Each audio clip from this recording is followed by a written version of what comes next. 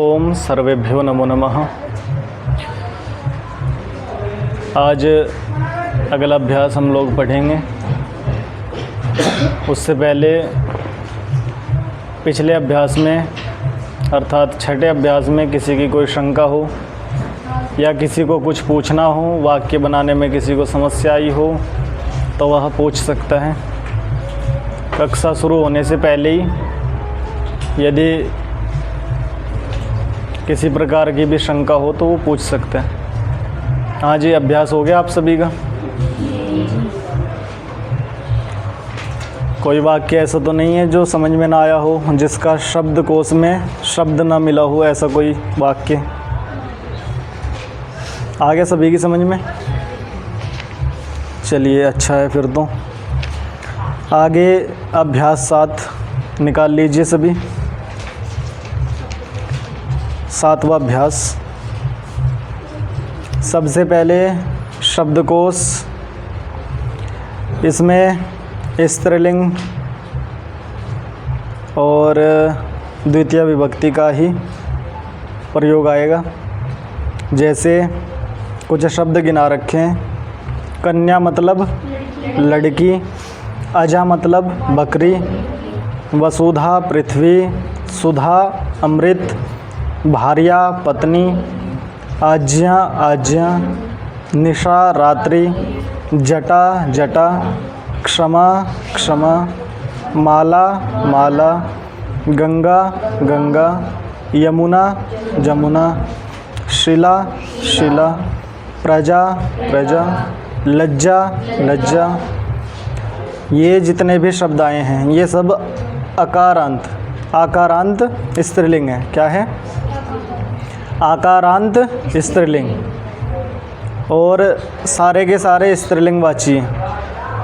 आगे ख वर्ग में कुछ धातुएं दी हैं। जैसे चुर मतलब चुराना, चिंत मतलब सोचना, कथ मतलब कहना, भक्ष मतलब खाना, रच मतलब बनाना। ये जो धातुएं आई हैं इनके रूप वैसे तो उसी के तुल्य चलेंगे। जैसे आप भू धातु के चलाते हैं वैसे ही इनके भी चलेंगे, लेकिन इसमें थोड़ा सा भेद आ जाता है, वो आगे दिखाएंगे। उससे पहले सूचना दे रहे हैं। नीचे कन्या से लेकर के लज्जा तक इन सभी के रूप चलेंगे रमा के तुल्य। किसके? तो आपके राम शब्द के रूप याद हो चुके हैं, गृह शब्द के भी हो चुके हैं।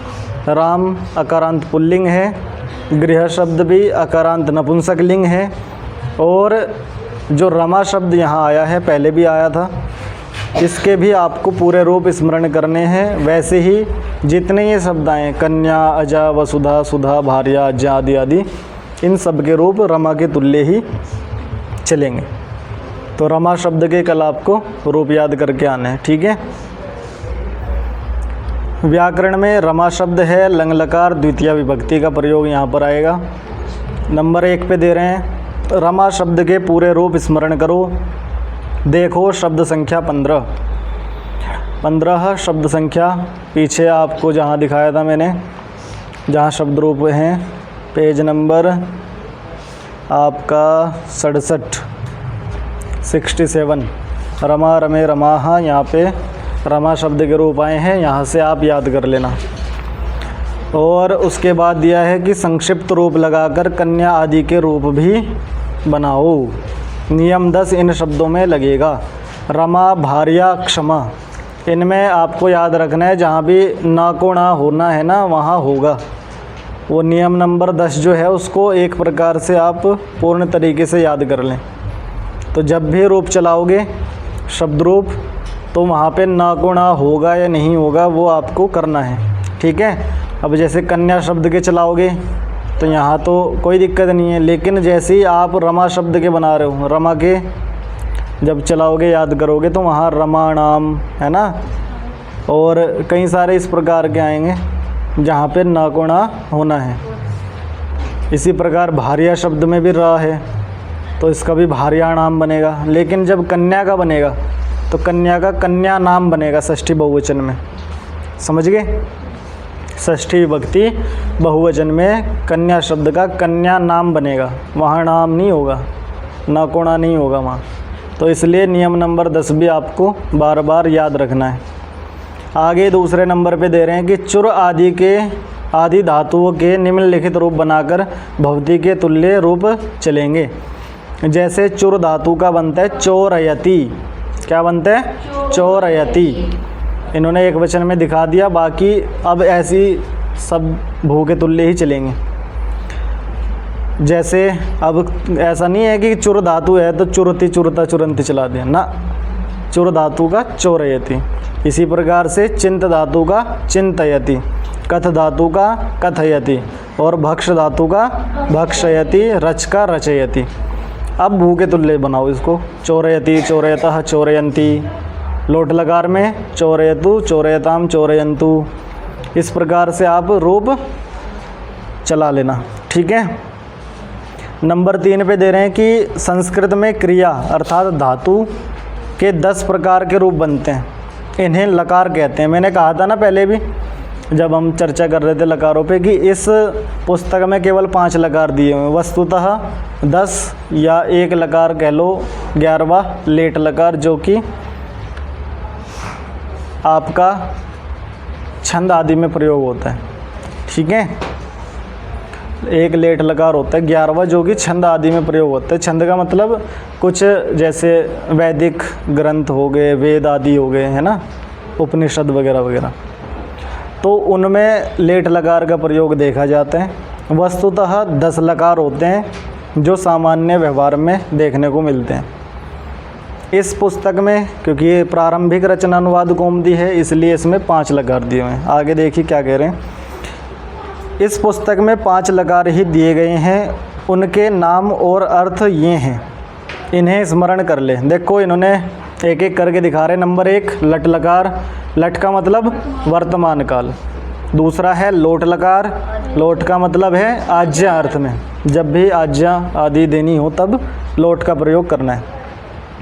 तीसरा है लंग लकार, ये है कोष्टक में लिखा है अनद्यतन भूतकाल। अनद्यतन का मतलब होता है जो आज के भूतकाल में, आज का भूत ना होकर के पहले का कभी का हो। मतलब जैसे भूतकाल किसे बोलते हैं? बीते हुए काल को, बीते हुए समय को। तो आज का नहीं होना चाहिए वो, माना कि जैसे सुबह से और अब तक वो सारा भूतकाल में आ गया। लेकिन लंग लकार का जो प्रयोग होता है वो आज का छोड़ करके पिछले वाले कल से, मतलब पीछे से कल से जो पहले का है, उसमें आप लंग लकार का प्रयोग कर सकते हैं। लेकिन आजकल जो है ना, आजकल जो लोग भाषा बोल रहे हैं संस्कृत, उसमें लंग लकार को इन्होंने सामान्य कर दिया है। मतलब वो आज का भूत हो, कल का हो, चाहे बहुत पहले का हो, तो सब में जो है लंग लकार का प्रयोग कर देते हैं, लेकिन करना नहीं चाहिए। लंग लकार किस में होगा? केवल जो आज का भूत छोड़ करके कल से जो भी पिछला है, ठीक है, उसमें करना चाहिए। इसको अनद्यतन भूतकाल बोलते हैं। कौन सा? अनद्यतन भूतकाल, जो आज का नहीं है, आज से पहले का जो भूत है उसमें लंग लकार का प्रयोग होता है। आगे चौथा दे रहे हैं विधिलिंग। विधिलिंग लकार जो है आज्ञा या चाहिए अर्थ में होता है, ये दोनों अर्थों में होता है। जहाँ लोट का प्रयोग कर रहे थे वहाँ विधिलिंग का भी हो सकता है, और जब चाहिए अर्थ होता है, जैसे उसे खाना चाहिए, उसे जाना चाहिए, ऐसा प्रयोग करते हैं ना हिंदी में, है ना, वह वहाँ जाए, उसे जाना चाहिए वगैरह वगैरह। जब हम प्रयोग करेंगे आज्ञा में भी और चाहिए अर्थ में भी, दोनों में विधिलिंग का प्रयोग कर सकते हैं। और 5वां जो दिया है यहाँ पे लृट लकार। कौन सा? लृट लकार। ये भविष्यत काल में होते हैं। किसमें? भविष्यत काल में, जो आगे आने वाला है, जो आगे आने वाला समय है उसमें आपको लृट का प्रयोग करना है। फ्यूचर बोल देते ना इंग्लिश में, प्रेजेंट, पास्ट, फ्यूचर। अब वहाँ 3 ही होते हैं लेकिन यहाँ 10 हैं। इंग्लिश में 3 ही होते हैं ना, वैसे तो 3 क्या, उसके भी बीच में उन्होंने भी पार्ट कर रखे ना, पास्ट के, फिर प्रेजेंट के, फ्यूचर के, है ना। तो यहाँ पे भी इसी प्रकार से संस्कृत में भी 10 प्रकार के लकार हैं। इसमें केवल, क्योंकि सामान्य रूप से पढ़ रहे हैं इसको, प्रारंभिक है, तो यहाँ पे केवल 5 ही दिखाए गए हैं इस पुस्तक में, उन्हीं का प्रयोग करना है। जब आगे कभी भविष्य में हम लोग दूसरी कौमुदी पढ़ेंगे तो वहाँ पे 10 लकार आएंगे। ठीक है, चलिए आगे जो दिया है इन्होंने, भू का लंग लकार दिया है। यहाँ पे भूतकाल का प्रयोग होगा इन वाक्यों में जो इस अभ्यास में आएंगे। तो भू धातु का लंग लकार दे रहे हैं, अर्थात भूतकाल। ठीक है, आपने वर्तमान पढ़ लिया लट लकार, आज्या वाला पढ़ लिया जिसमें आज्या देते हैं लोट लकार। आज है तीसरा लंग लकार जो कि भूतकाल में होते हैं। इसके रूप कैसे बनते हैं, भू धातु के जैसे दिखा रहे हैं, अभवत, अभवताम, अभवन, अभवः, अभवतम, अभवत, अभवम, अभवाव, अभमाम। ठीक है, अभवाव, अभवाम। इस प्रकार से ये लंग लकार में रूप बनते हैं भू धातु के।